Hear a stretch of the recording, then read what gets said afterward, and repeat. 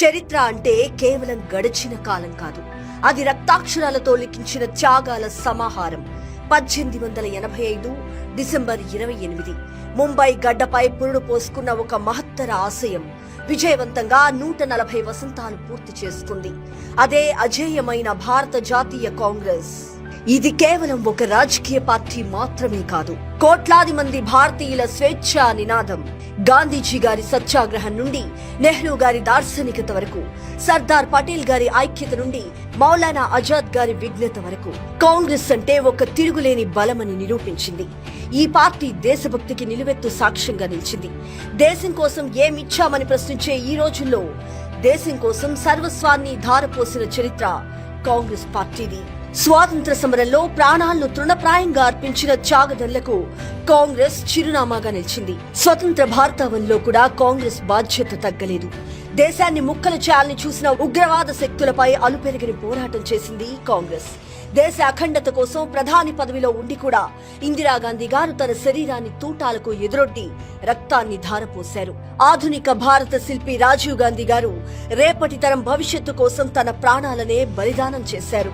ఒకే కుటుంబం నుండి 2 ప్రధానులు దేశం కోసం అసూలు బాసిన చరిత్ర ఈ గడ్డపై మరే పార్టీకి లేదు. ఇది కాంగ్రెస్ రక్తంలోనే ఉన్న దేశభక్తికి నిదర్శనం. ఆనాడు ఆకలితో అలమటిస్తున్న భారతాన్ని హరిత విప్లవంతో ధాన్యపు రాశిగా మార్చింది కాంగ్రెస్ పార్టీ.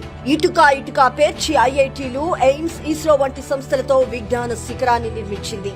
నాడు నెహ్రూ గారు వేసిన భారీ ప్రాజెక్టుల పునాదులే నేడు దేశానికి ఆధునిక దేవాలయాలయ్యాయి.